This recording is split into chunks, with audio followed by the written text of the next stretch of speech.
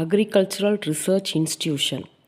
Agricultural research institutions formulate the agricultural practices based on recent research results and farmers' need. Agriculture research இன்ஸ்டியூஷனோட வேலை என்னென்னா ஃபார்மருக்கு என்னென்ன தேவையோ அதில் ஆராய்ச்சிகள் செஞ்சு அவங்களுக்கு நல்ல நல்ல திட்டங்கள் மூலமாக அவங்க க்ராப்ஸை இம்ப்ரூவ் பண்ணி கொடுக்கறது தான் இவங்களோட work.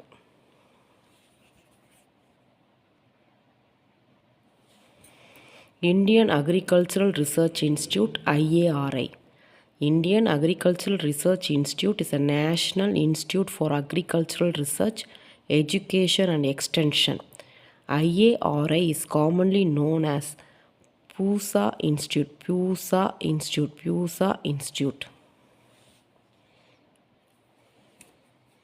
It is financed and administered by the ICAR, Indian Council of Agricultural Research.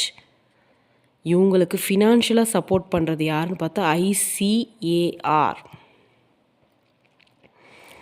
This was responsible for research leading to Green Revolution in India during 1970.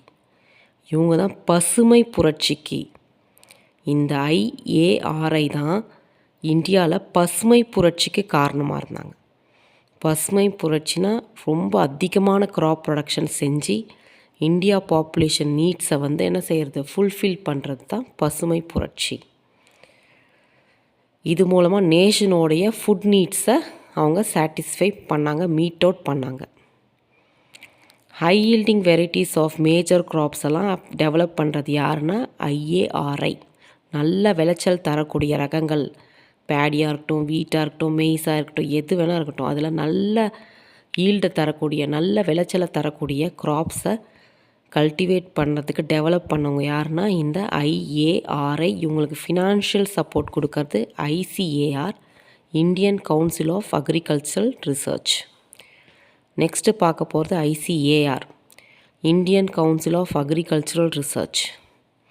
It is autonomous body responsible for coordinating agricultural education and research in India.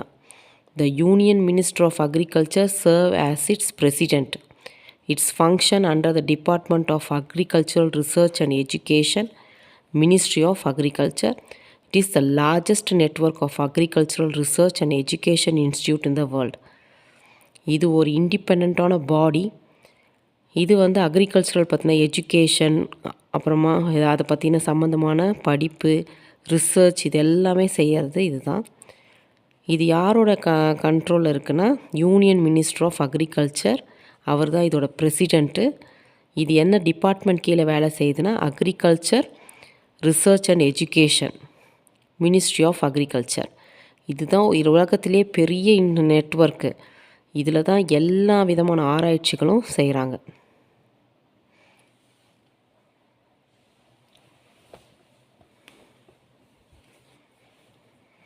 कृषि विज्ञान केंद्र. कृषि विज्ञान केंद्र.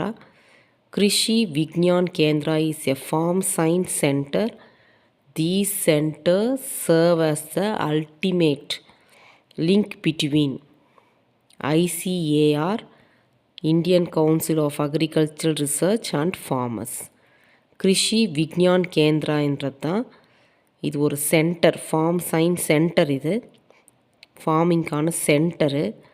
இந்த ICARக்கும் ஃபார்மர்ஸ்க்கும் நடுவில் இதுதான் ஒரு கனெக்டிங் லிங்காக இருக்குது. இதோட மெயின் எய்ம் என்னென்னா அக்ரிகல்ச்சர் ரிசர்ச்சில் என்னெல்லாம் கண்டுபிடிக்கிறாங்களோ அதை ஃபார்மர்ஸுக்கு கொண்டு போகிறதோட வேலை தான் இதோட மெயின் எய்ம். இதை ஃபஸ்ட்டு பாண்டிச்சேரி 1974 எஸ்டாப்ளிஷ் பண்ணாங்க. இப்போ எல்லா ஸ்டேட்லேயும் இதை எஸ்டாப்ளிஷ் பண்ணிகிட்டே இருக்காங்க.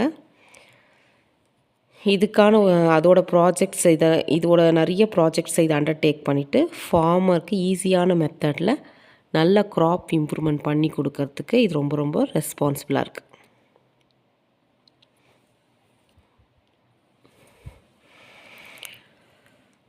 இந்த கிருஷி விக்ஞான் கேந்திரான்றது சின்னதாக ஒரு ஃபார்ம் வச்சு அதில் டெஸ்ட் பண்ணுது. நீ புதுசாக வர டெக்னாலஜியெல்லாம் அதில் டெஸ்ட் பண்ணி என்னென்ன டெக்னாலஜி, சீட் வெரைட்டிஸ் இம்ப்ரூவ்மெண்ட் நிறைய பண்ணுவாங்க. அதுக்கப்புறமா ஃபார்மிங் மெத்தட்ஸில் நிறைய இன்னோவேட்டிவ் நியூ மெத்தட்ஸ் கொண்டு வருவாங்க. இதெல்லாம் ஐசிஏஆர் டெவலப் பண்ணும். அதை இவங்க சின்ன ஃபார்ம் வச்சு அதை டெஸ்ட் பண்ணி அதுக்கப்புறம் ஃபார்மர்ஸ் கிட்ட கொண்டு போவாங்க.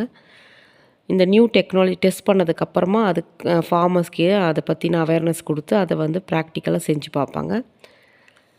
நெக்ஸ்ட் ஒர்க் ஷாப்ஸ் கண்டக்ட் பண்ணுவாங்க ஃபார்மருக்கு மாடர்ன் ஃபார்மிங் டெக்னிக்ஸ் பற்றின அவேர்னஸ்க்காக. அதுக்கப்புறமா ஃபார்மருக்கு வெதரு, மார்க்கெட் ப்ரைஸிங்கு, எவ்வளோ மார்க்கெட்டில் ப்ரைஸிங் பண்ணணும் அவங்க க்ராப்ஸை, இதை பற்றின ஒரு awareness radio and mobile phone மூலமாக கொடுத்துட்டே இருப்பாங்க. ஸோ இதுதான் இவங்களோட work. Foliar sprays. Foliar feeding is a technique of feeding plants by applying liquid fertilizer directly to the leaves. Foliarனாலே லீவ்ஸ்க்கு டைரெக்டாக ஃபர்டிலைசரை ஸ்ப்ரே பண்ணுறது பேர் தான் ஃபாலியர் ஸ்ப்ரே. இதனால் என்ன use? Plant are able to absorb essential element through the ஸ்டொமேட்டான்றது லீவ்ஸில் இருக்க tiny holes. இந்த ஹோல்ஸ் வழியாக லீவ்ஸ் வந்து என்ன செய்யணும், தனக்கு தேவையான மினரல்ஸ் எல்லாம் எடுத்துட்டு ஸோ அதோடைய அவுட்டர் கவரிங், லீவ்ஸோட அவுட்டர் கவரிங்கான எபிடர்மஸ் மூலமாக நல்லா அப்சர்வ் பண்ணிக்குது எல்லா நியூட்ரியன்ஸையும். Effective microorganism EM technology. Effective microorganism are a culture of different effective microbes commonly occurring in nature. Nitrogen fixers, phosphate stabilizers, photosynthetic microorganisms, lactic acid bacteria, yeast, rhizobacteria and various fungi and actinomycetes are used as effective microorganisms. So effective micro ஆர்கானிசம்ன்றது நிறைய மைக்ரோப்ஸை நம்ம culture பண்ணி, நேச்சரில் இருக்கிறது எல்லாத்தையும் culture பண்ணி வச்சுட்டு அதுக்கப்புறமா அந்த மைக்ரோ ஆர்கானிசம்ஸ்க்குன்னு ஒரு பெனிஃபிஷியல் அதுக்குன்னு ஒரு யூஸ் இருக்கு இல்லையா, அதை நம்ம யூஸ் பண்ணிக்கிறோம். ஒன்று நியூட்ரியன்ட் சாயிலை என்ரிச் பண்ணுறதுக்கு, பிளான்ட்டை ப்ரொடெக்ட் பண்ணுறதுக்கு, சாயிலை மினரல்ஸால் என்ரிச் பண்ணுறதுக்கு, சாயிலை திருப்பி ஃபர்டைல் பண்ணுறதுக்கு, இதுக்கெல்லாம் நம்ம யூஸ் பண்ணிக்கிறோம்.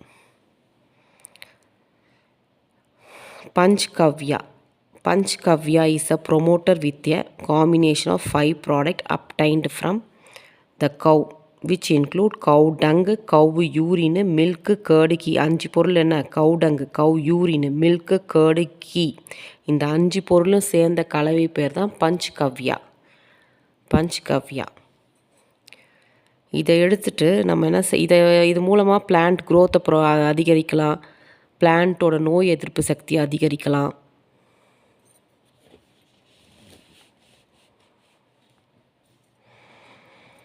இது மூலமாக பிளான்ட்டோட க்ரோத்தை அதிகரிக்கலாம், பிளான்ட்டோட நோய் எதிர்ப்பு சக்தியை அதிகரிக்கலாம்.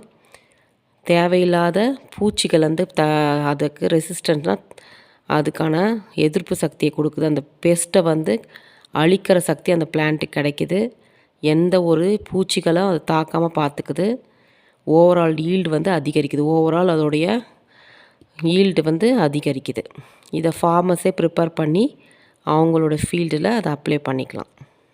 சீட் ட்ரீட்மெண்ட், சீடை விதைக்கிறதுக்கு முன்னாடி இதில் ட்ரீட் பண்ணிவிட்டு சோக் பண்ணிக்கலாம். 20 நிமிஷம் இதில் சோக் பண்ணிவிட்டு அதுக்கப்புறமா அதை விதைக்கும் போது இன்னும் அந்த சீட்ஸு நல்லா வளருது.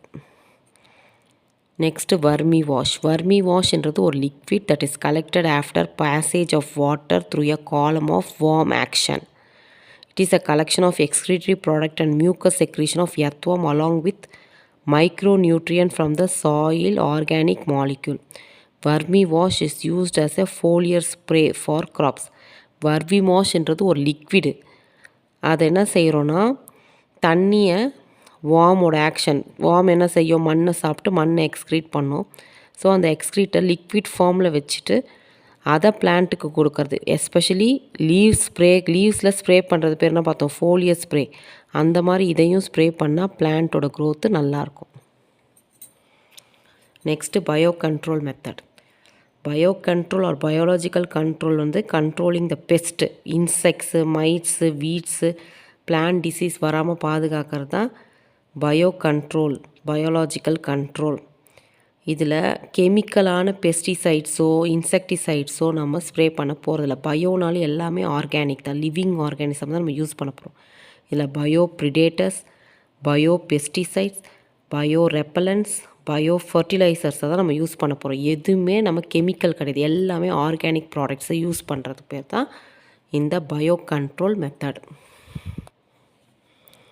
Bio predators, these are naturally occurring insects that use pest for feeding or multiplication. Bio ப்ரிடேட்டர்ஸ்னால் என்னென்னா, இது நேச்சுரலாக அக்கர் ஆகிற ஒரு இன்செக்ட்டு. அது என்ன செய்யணும், பிளான்ட்டை தாக்குற அந்த இன்செக்டை சாப்பிட்டு வளரும். ஸோ இதுக்கு ஒரு எக்ஸாம்பிள் கிரைசோப்பா ஸ்பீஷீஸ், மெனோச்சிலஸ் ஸ்பீஷீஸ், இந்த மாதிரி இன்செக்ட்ஸ்லாம் ரொம்ப யூஸ்ஃபுல்லாக இருக்குது, பெஸ்ட்டை கண்ட்ரோல் பண்ணுது. இந்த அப்பீட்ஸு, ஒயிட் ஃப்ளைஸு, காட்டன் பால்வார்ம்ஸு, லீஃப் இன்செக்டெல்லாம் சாப்பிட்டு தான் இந்த கிரைசோப்பா ஸ்பீஷீஸும் மினோச்சிலஸ் ஸ்பீஷீஸும் கிரைசோப்பா ஸ்பீஷீஸும் மெனோச்செல்லஸும் கிரைசோப்பா ஸ்பீஷீஸ்ன்ற இன்செக்ட் வந்து எதை வச்சு தான் வளரும்னா, எதை சாப்பிட்டு வளரும்னா, இந்த இன்செக்ட்ஸ் பெஸ்ட்டான aphids, white flies, cotton bollworms and leaf இன்செக்டை வச்சு தான், அதை அழிச்சிட்டு தான் அதை சாப்பிட்டு தான் அது வளருது. இது மூலமாக பெஸ்ட்டு கண்ட்ரோல் ஆகுது, எந்த ஒரு கெமிக்கல் பெஸ்டிசைட்ஸ் யூஸ் பண்ணாமலே.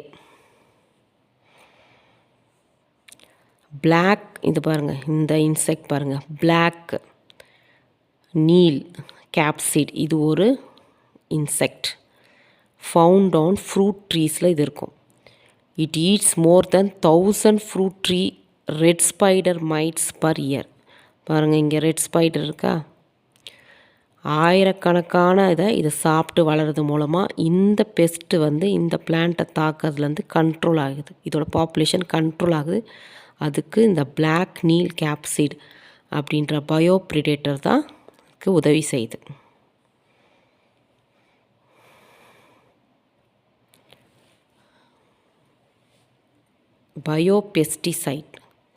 Biopesticides or living organism or the derived parts which are used as a biocontrol agent to protect crops against insects pest. Biopesticides are of different types. இங்கேயும் living organism தான் பெஸ்ட்டை control பண்ணுறதுல ஹெல்ப்ஃபுல்லாக இருக்குது. இதில் fungal biopesticides, trichoderma விரிடே அப்படின்ற ஒரு fungus வந்து பயாலஜிக்கல் பெஸ்டிசைட்ஸாக யூஸ் ஆகுது. இது ஃபங்கல் டிசீஸான wilt, rusting of leaves, root டிசீஸ்லேருந்து பாதுகாக்குது நம்மளை, அந்த பிளான்ட்டை. பாக்டீரியல் பயோபெஸ்டிசைட்ஸ், பெசிலஸ் துரிஞ்செனிசிஸ் அப்படின்ற ஒரு பாக்டீரியா, லெபிடோப்டெரா அப்படின்ற ஒரு இன்செக்ட் பெஸ்ட்டு, இது காட்டன் மெய்ஸ் பிளான்ட்டை அதிகமாக அட்டாக் பண்ணும். இந்த பாக்டீரியா அழிச்சிட்டு அந்த பிளான்ட்டுங்களில் டிசீஸ்லேருந்து பாதுகாக்குது. ஸோ இது ஒரு bacterial biopesticide. Panchagavya and leaf decoctions of some plants, சில பிளான்ட்ஸோட லீஃப் எடுத்து எக்ஸ்ட்ராக்ட் பண்ணி கிரைண்ட் பண்ணி அந்த லிக்விட் எடுத்து பயோபெஸ்டிசைடாக நம்ம யூஸ் பண்ணிக்கலாம். Bio repellent, compound azadirachtin,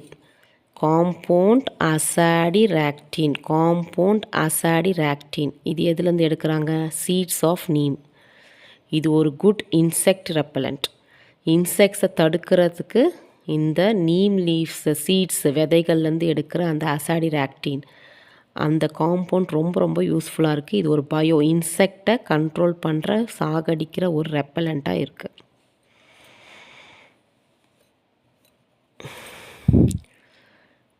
earlier pesticides, man use பண்ண இயர்லியர் பெஸ்டிசைட்ஸ் வந்து மார்கோசா லீவ்ஸ், அதுலேருந்து எடுக்கிற extract. The dried leaves repel the pest. இந்த ட்ரையாக இந்த மார்கோசா லீவ்ஸ் வந்து ட்ரை லீவ்ஸ் இருக்கு இல்லையா, இது வந்து இந்த லீவ்ஸை யூஸ் பண்ணி ஸ்டோர் பண்ணி வச்சுருப்பாங்களே கிரெயின்ஸை, அதில் இந்த லீவ்ஸை போட்டால் அதில் எந்த ஒரு பூச்சியும் வராமல் பார்த்துக்கும்.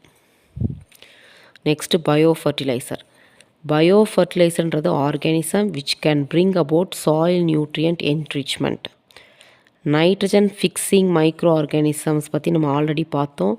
அது காற்றுல இருக்க ஃப்ரீ நைட்ரஜனஸ் காம்பவுண்டாக மாற்றி சாயிலை ஃபர்டைல் ஆக்கி பிளான்ட்டுக்கு தேவையான நைட்ரஜனஸ் காம்பவுண்டை தருது. ஸோ இதில் சில பயோனா லிவிங் ஆர்கானிசமே ஃபர்டிலைசராக யூஸ் ஆகுது.